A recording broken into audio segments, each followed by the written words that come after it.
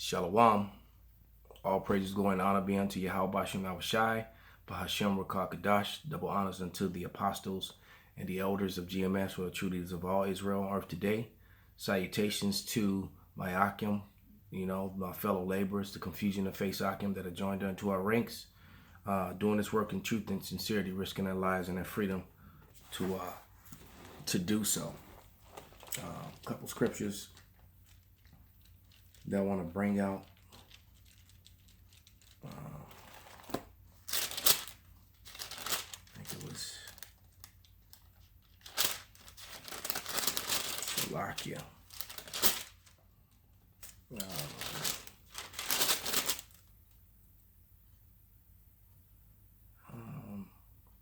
Right, here it is.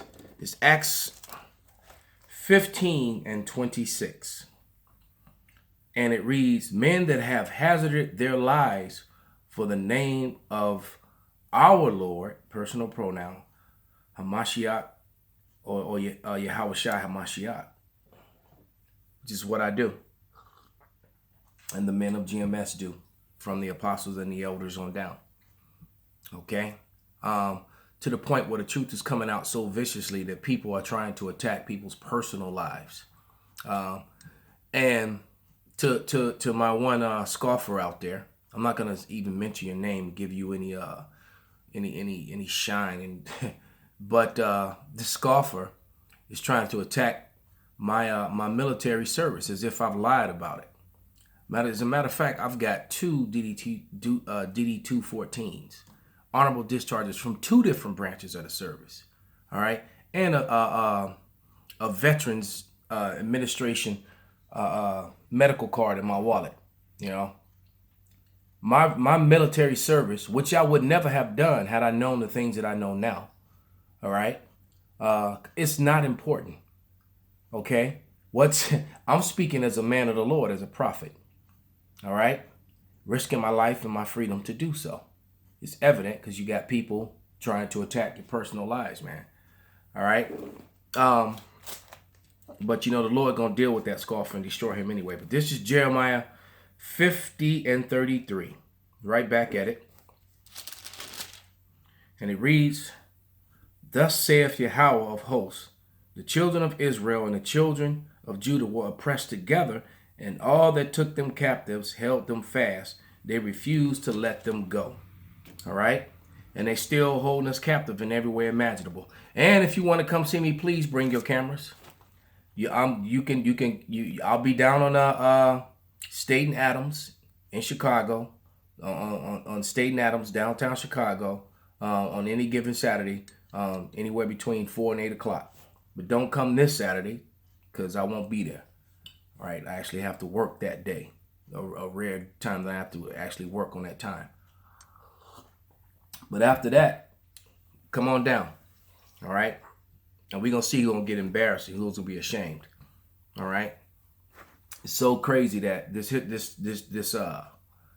truth is coming out so hard that people have to try to divert away from the truth to try to talk about something else. But that's a typical tactic of Esau. But we're going to go back into this book, the other slavery, because you got these BOIs, we call them, these black only Israelites, who don't want to acknowledge the slavery or don't know about the slavery of the Northern Kingdom. Because, as I've said, there is no scripture, no prophecy that the children of Judah would be in slavery and the children of Israel will be in slavery with heathens, that they will go into slavery together with heathens. All right, so if that be the case, then that would, by deduction, that would mean that the slave ships that were full of both so-called Mexicans, Native Americans, and Negroes, then that would mean by deduction that they would all have to be Israelites.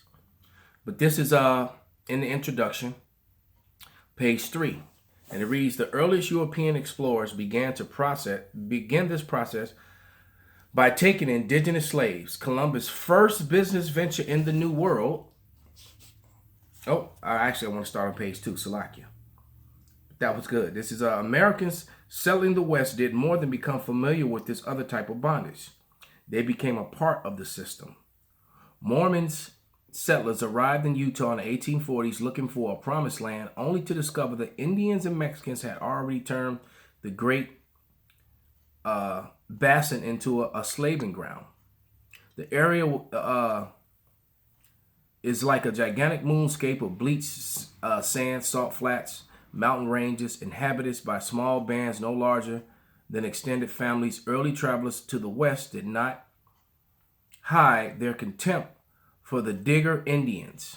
All right, and they also referred to them as niggers. As a matter of fact, in the 1680s, both indigenous natives and Negroes were all considered the same. They were all considered niggers, and they even wrote laws saying that they were the same. They referred to the natives as tree niggers. All right.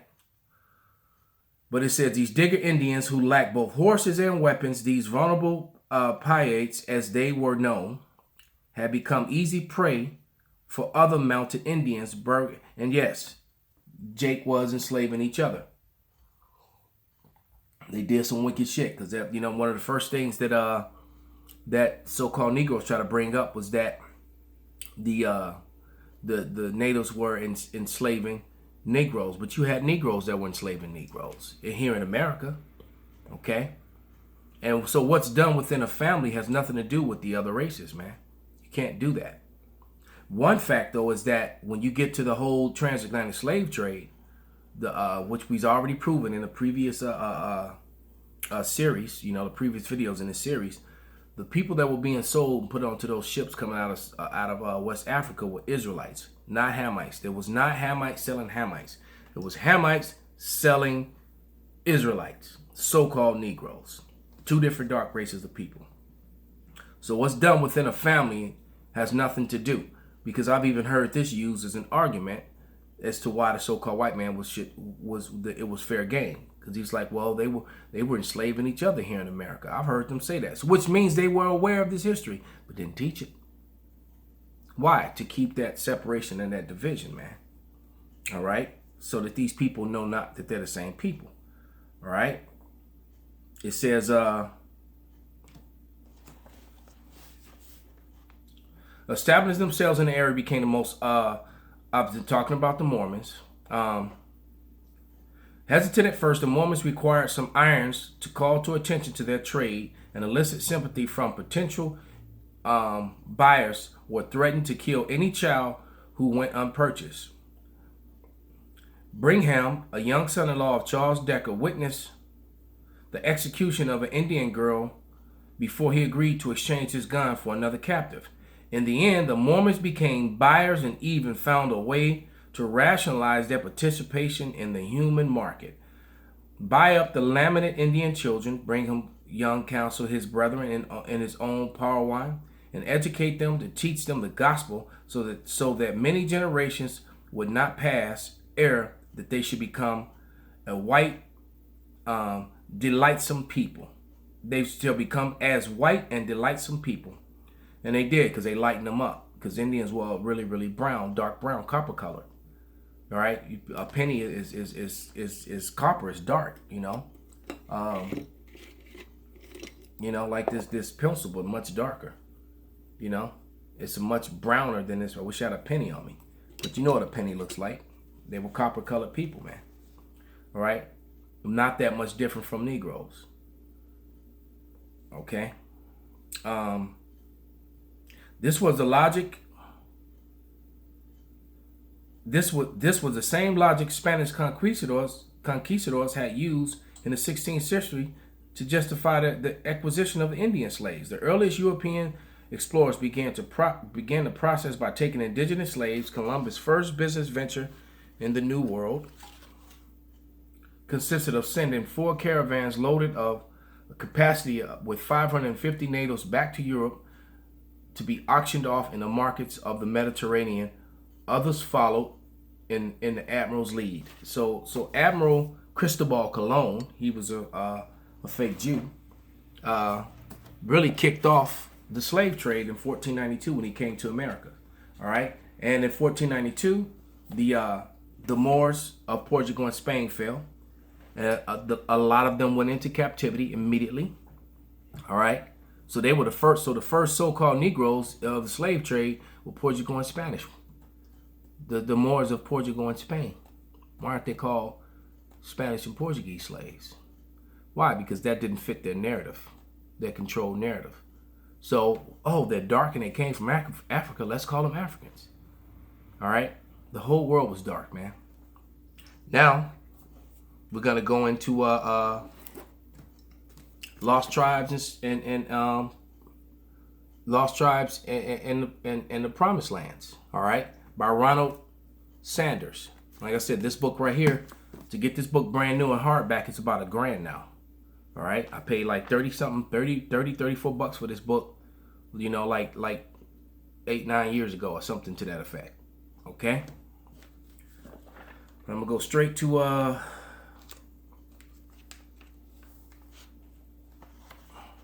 rabbi discovers Cubans and Puerto Ricans spoke ancient Hebrew. Let's go here. This is page 370, second paragraph. The 10 lost tribes remain Manasseh's principal concern. All right. The text of 2nd Ezra 13, a man of the sea passage, it's revealing of Manasseh's personality and the kind of Judaism he represented, that he continued finding this heterodox and mystical text to be a major concern even after his return to rabbinical traditions. The heretical new Christian religiosity was still there beneath the surface. Indeed, we consider Manasseh to be the last outstanding representative of the quasi-religion of geographical messianism, extending all the way back through Columbus and Lacasis to Abraham Cresces, the master Jacome of Majorca. It is entirely significant that though learned Orthodox Jews throughout the ages down to Manasseh's time and beyond continue to locate descendants of the lost tribe in various parts of the world, Manasseh was the only member of this tradition, the only ordained rabbi to ever place them in America. So he knew that these people in America were the Israelites. Let's read an excerpt about Montezemos. All right, one of a translator, all right, who actually spoke.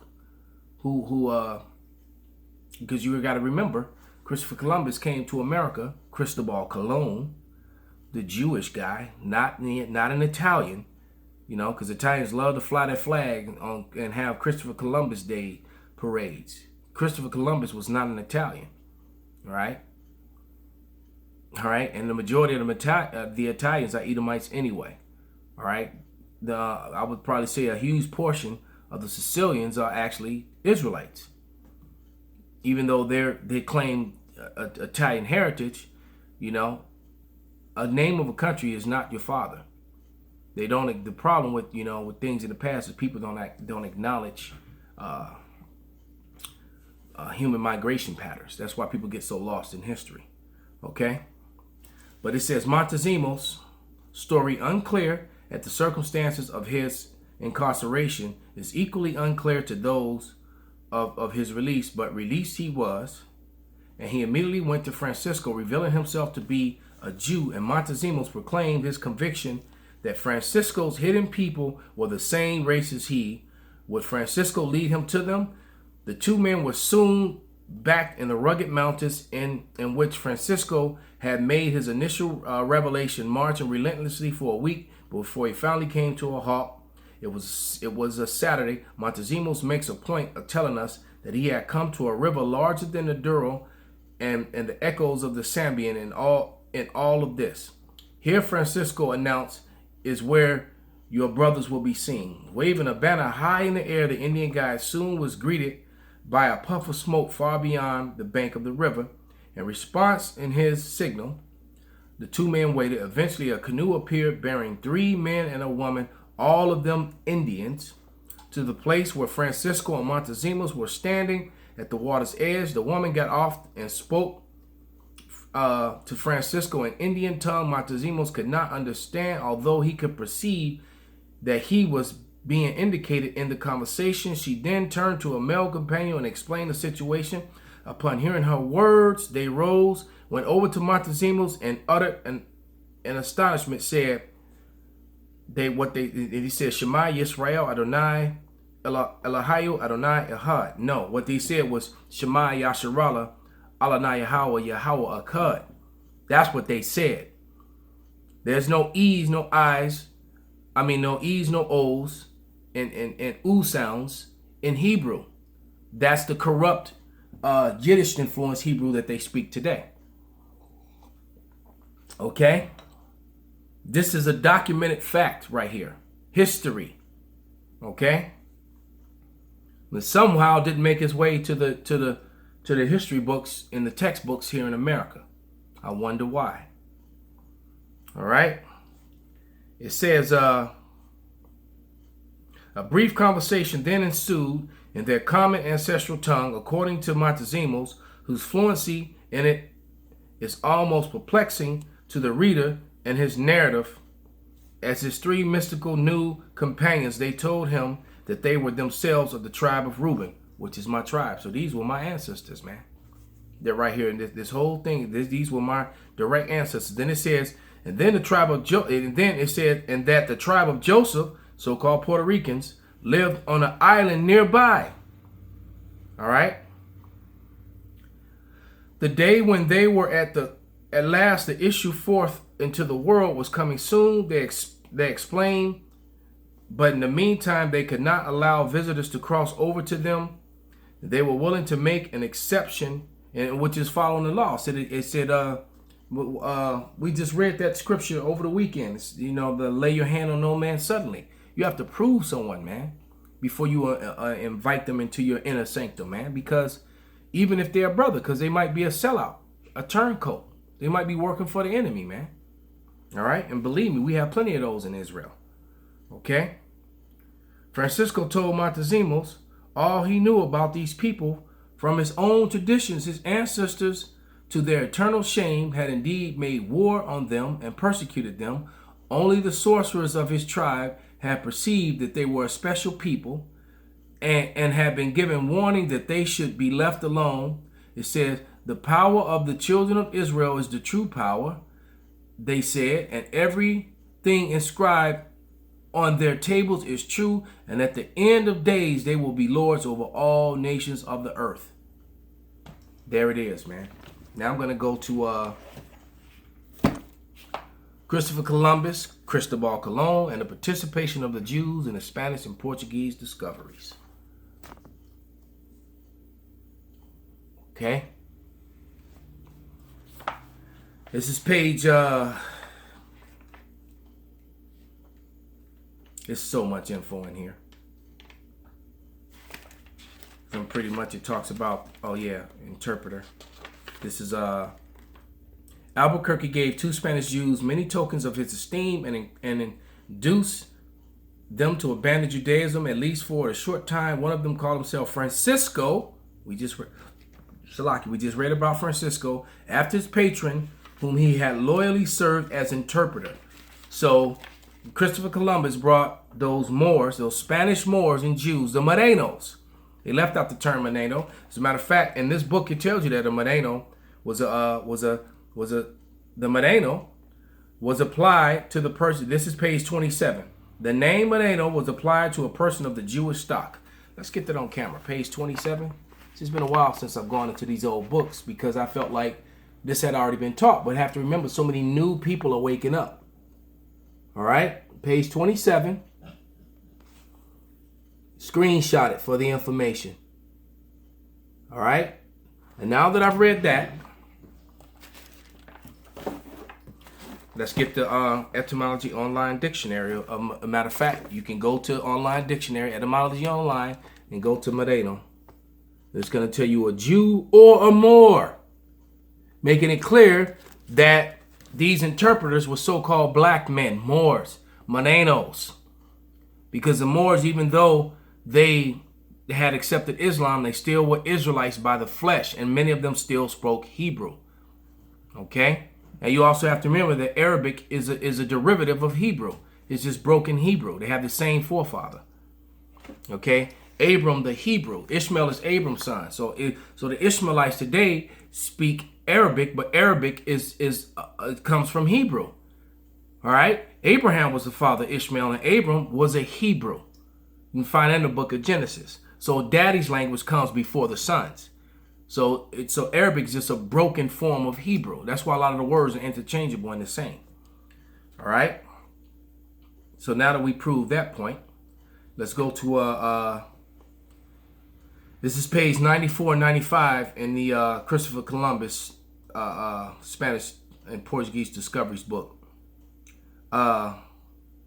Actually to 95. Indians and Israelites. Luis de Torres, the first European to discover the use of tobacco, was because he came from Europe, now they want to call him a European, knowing he was a Moreno. You see how much of a devil the so-called white man is? Luis de Torres, the first European to discover the use of tobacco, was also the first person of Jewish stock who settled in Cuba.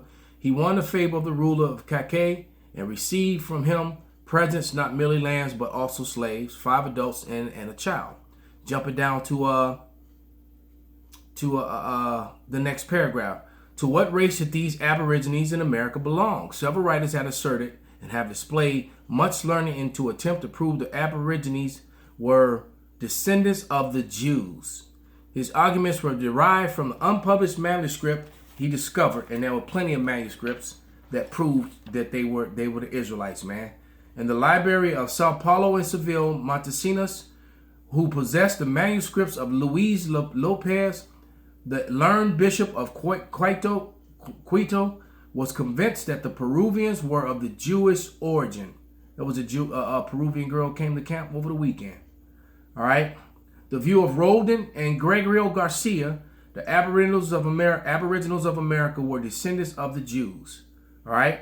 A Portuguese Moreno, we just met. Come on, man.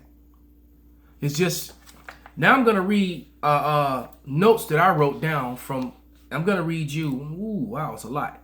17 different sources, authors and literature, which would say that the writers, authors, and anthropologists, all right, different doctors who wrote that the people in the Americas were indeed of Israelite stock. First one, Roden, we just heard about him. James Adair, okay. Bradshaw, this guy Mel, Ronald Sanders, we just read his book. Delicacies, this guy Ezra, Simon Wiesenthal, The Cell of Hope. There's a book called The Cell of Hope. I actually have that book. William Beeston, all right. So these are people who are pointing out that the Israelites in America are people in America are Israelites, and who the Edomites are. These are who these authors are. All right. Charles Wiseman, all right, pointing out his book, who was Esau Edom. William Beeston, the Roman Empire of the Edomite. All right. So we got all these authors that are pointing out who's who and what's what. Moving on. The Edomites, the historians gathered from the Holy Scriptures, 1888 by Mary L. Witters. All right. That was number 12. Number 13. The Atlantic, and all these books I actually have. Diasporas, the Jews and conversos and crypto Jews in the age of mercantilism, 1500 to 1800. So, right, which proves to you how the Jewish people got rich, because that was the biggest time of mercantilism. And what was the main merchandise being shipped back and forth around the world? Slaves. Right? Then you had rum and tobacco and the products that those slaves, sugar, but it was slaves was the main commodity. Okay. 14, Esau Edom and Jury, C.F. Parker. 15, the Arabs by Bertram Thomas, page 339. Saudi Arabia inhabits were actually, I don't know why I wrote that one in there, so I just leave that one out. John Wesley Powell declared the Arawak prior to Christopher Columbus to be found in 1789. Oh, right, this guy, John Wesley Powell, I've mentioned him. He declared that relics and artifacts prior to Christopher Columbus not to be used in 1789. All right. So basically, when you're talking about the Bakri stone or the Decalogue stone, I always talk about the president of the Smithsonian. He was a Wesley Powell was the president of the Smithsonian. So all these Hebrew relics that were being found among the natives, he would make sure that they didn't get displayed or written into the history books. All right, he purposely did that because why? It destroyed the narrative of white people being the Jews. All right. And it also would condemn, if you know that these people are the chosen, you're still putting them in slavery and taking their land. Hence, you know that would make you the Edomites by deduction, by prophecy. Okay? And, of course, the Time Life magazine, World War II, by Robert Edwin Hertenstein. And it was on page 132. It said genetic heritage of the Jews are traced to the Oriental Negroes, basically of the East. The Hamitic people, the Jews today is a bastard red Jew because the Jews are Schwarzer. The image of Oriental was a black Jew, and it just meant, and the Oriental just means from the East, man. So the people from the East, what they refer to as the Middle East, all right, that was just the East. All right, they added that terminology in there to separate or dark complected people, man. Okay, and yeah, so that's pretty much it, man. So that's just overwhelming amounts of evidence to prove that the natives and so-called Hispanics are indeed Israelites. Okay, and that the scripture in the Apocrypha, 2nd Ezra, the 13th chapter, start at the 40th verse. Which breaks down the path that they took coming out of the Euphrates down into the Indian Ocean or the Arabian Ocean and down around in between Madagascar and Africa, around the Horn of Africa, over into the Americas. And that's it. So with that, all praises, glory, and honor be unto Yahweh Shem Shai and Abba Ball.